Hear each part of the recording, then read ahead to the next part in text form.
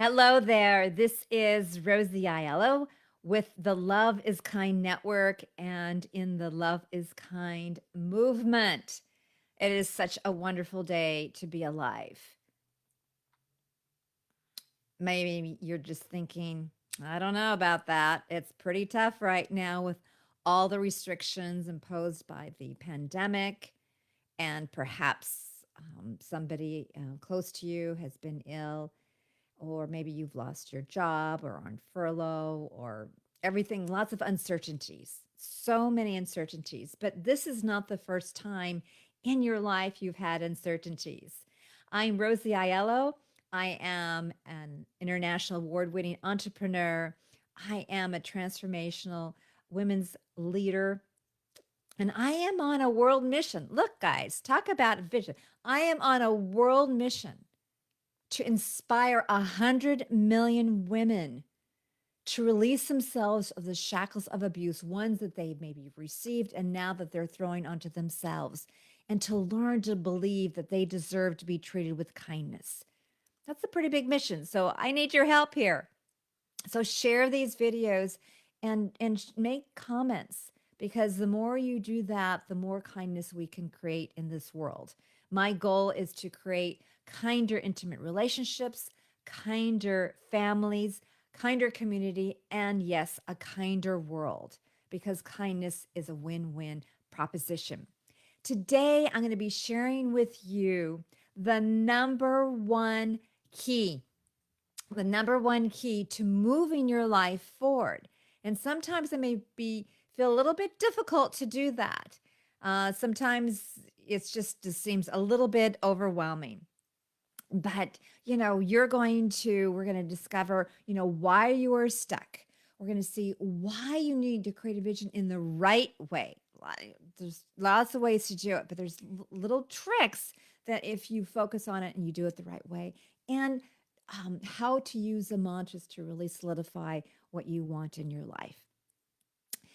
We are in really challenging times, and you may think that you're just stuck, that what has happened to you, you feel like has happened to you and you have no control. And sometimes that's part of the reason why you stay stuck, is because you're looking for control. You're looking to hold on to something. You're looking to like get your life back in order. You're looking for the normal that it was. Well, I want to share with you is that there was never a normal. There was never a normal.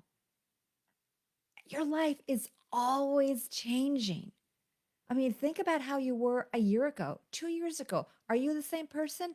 I'm going to guess you're not. And I'm going to guess it's probably a good thing. We're always changing. So to think that we hold on to the normal, because why? Because the brain, your brain wants to just like keep you safe. It's just all it wants to do is to keep you in surviving. But that's such a minimal part of our lives these days. Your brain is meant to do so much more. Yet you stay stuck. You stay stuck if you just have that hold on to, I got to control my environment. This is not how it's supposed to be. And all these thoughts come up. And then what that happens is that then it creates a resistance. So I want you to kind of tap in and ask yourselves these questions. What am I feeling? What am I resistant to? Am I resistant to wearing a mask? Am I resistant to, having to look for a new job? Do I have thoughts that I can't do it? Are my thoughts negative? And this is going to be a challenge, right? So think of that. And as you are, one of the things um, that was hard for me, really super hard for me, was when I was in this abusive relationship where I engineered an international escape to save my daughter and myself. But for years, I mean, I was in it for 25 years. So for years, I knew something was wrong. I didn't have the words for it. I didn't know it was called domestic violence or domestic abuse or emotional abuse or verbal abuse or financial abuse. I didn't know any of that vocabulary. I didn't know anything. Yet I could feel in my body that something was wrong and I wasn't happy and I didn't feel like things were right. Yet I kept trying. And then I had been married, I think it was 18 years, when I actually found out what it was that I was experiencing. Yet, even then, when I knew there really wasn't much hope, I didn't want to accept the reality.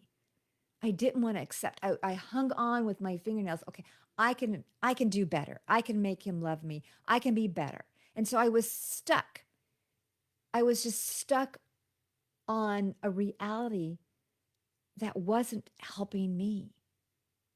So what is it that you want? I wanted my freedom. I wanted to be treated with kindness. I wanted a life. I thought, I have one life to live, and I'm going to live it. And yet I was just being slowly just sucked in, and I became a shell of who I really was. So ask yourself, what am I really trying to control around me? Because if you haven't noticed, you can't control really anything except yourself. You can't control the pandemic. You can't even control your children. If you think you can, you try if they're young, right? You can't control really how people treat you. You can't control your job, but you can control how you feel about things, how you think about things. That's the only thing that can motivate you to move on. And so if you have resistance, if you're not facing the reality of what is, then I encourage you to consider, what are you holding on to and why, if it's not moving you forward.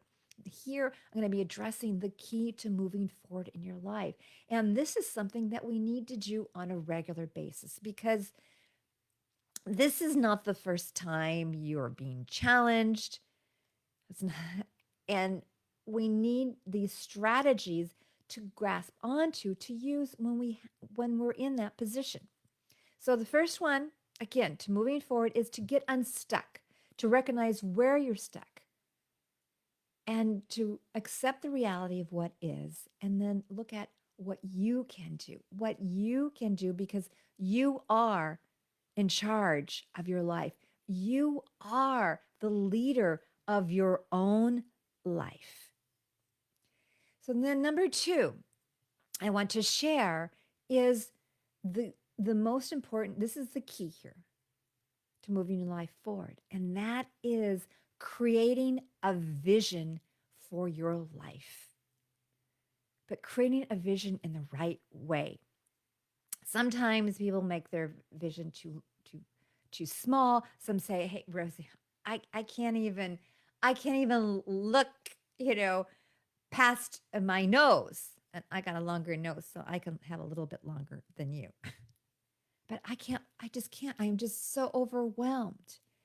And I ask you once again to open up, to accept, to take this challenge of creating a vision that is hopeful for you, because that is what leads you to move forward. Getting back to my own story, when I was in that relationship and my daughter was really young, I had these thoughts that I just can't be like this for the rest of my life. I'm going to get out. And she was like, I don't know, 4, 5, 7. We didn't get out until she was 21. So I just kept, and I didn't know how, right? I didn't know how. So this is the other thing. You don't know how. And then when I started really planning the escape, I mean, in those months, I had 4 months in which to plan the escape. I told myself every single day, my daughter and I deserve a happy and joyful life. I don't have to be a martyr. I have one life to live, and I want to live it. And that was enough. And what I want you to realize is that before I was hanging on to hope, but it was not a helpful hope. I was hanging on to a hope that he would change. Remember, I said earlier, you can't change anybody. You can only change yourself. You can only change your behavior.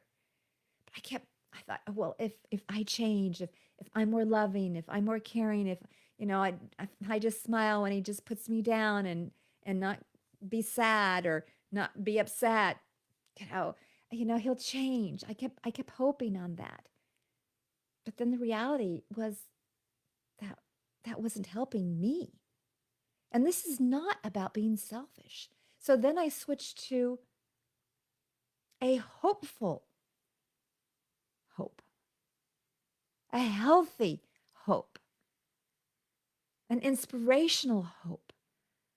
Ah, so there are different kinds of hope. We can latch on to the wrong hope and stay stuck, or we can latch on to a hope that supports us, that I can have this life, I can create this life, that it is possible. A better life is possible because you deserve it.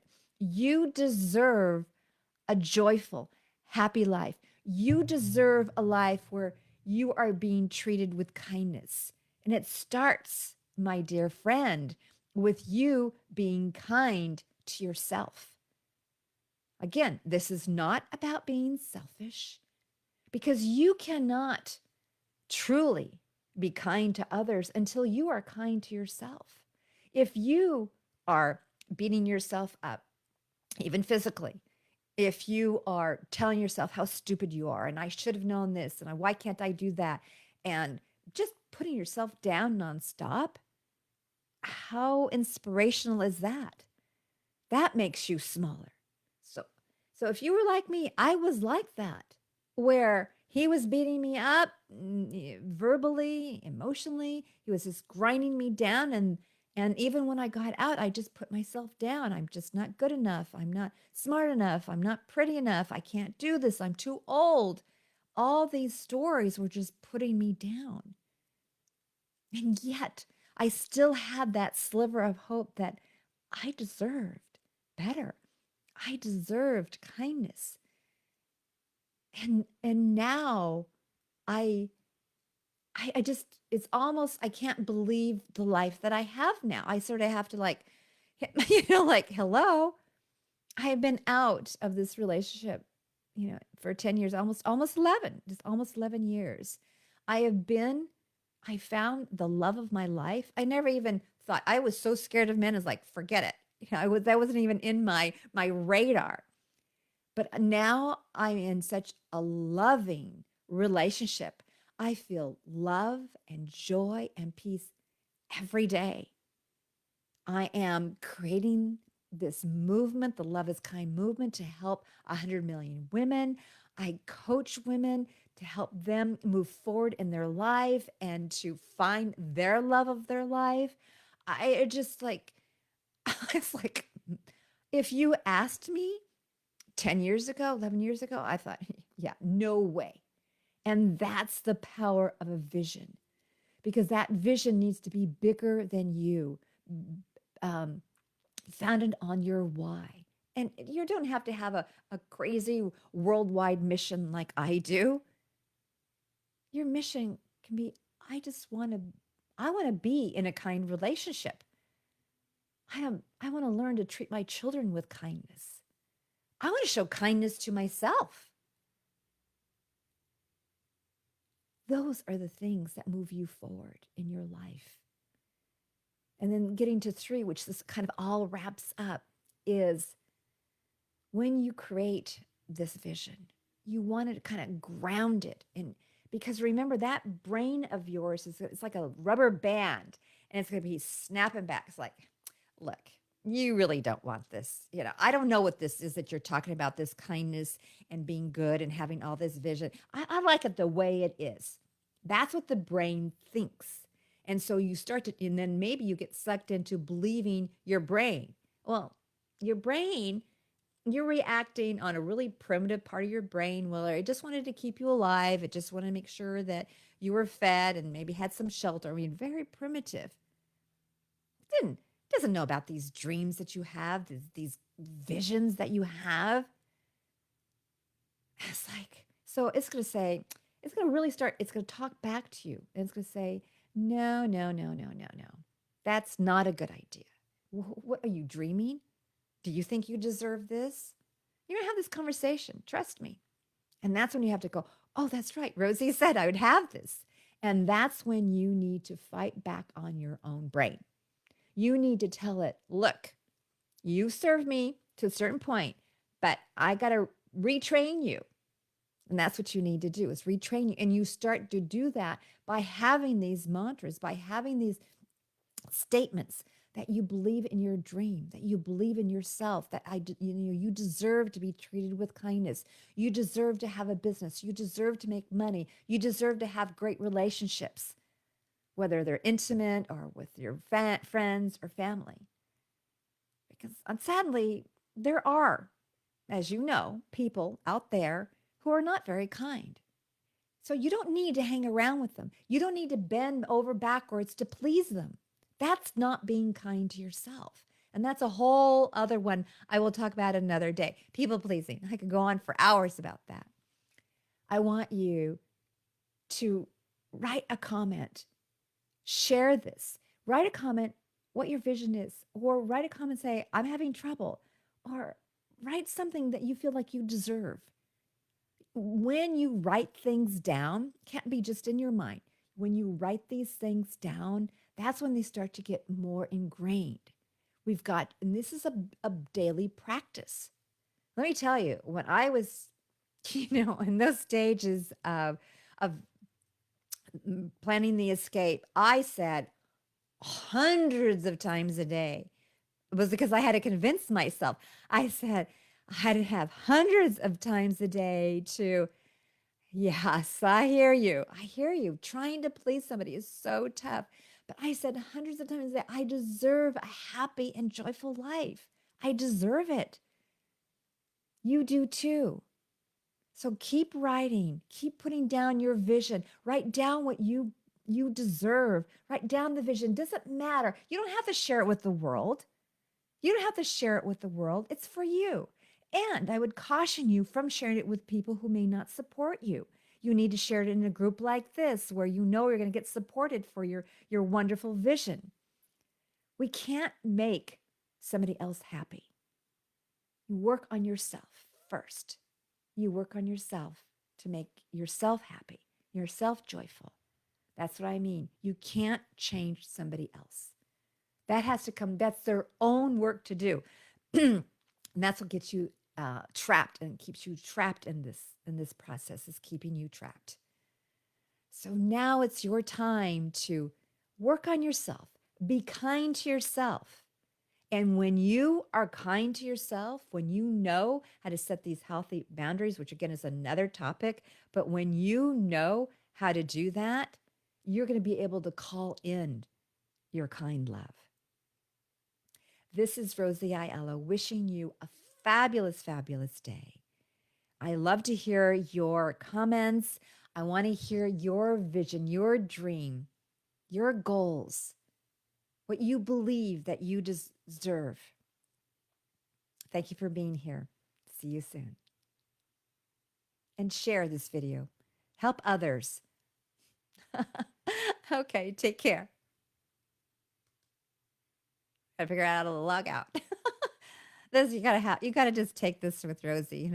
I don't do a lot of editing here, so this is it when you see me going a little bit like, where is the control? All right, it's me. Now, ciao.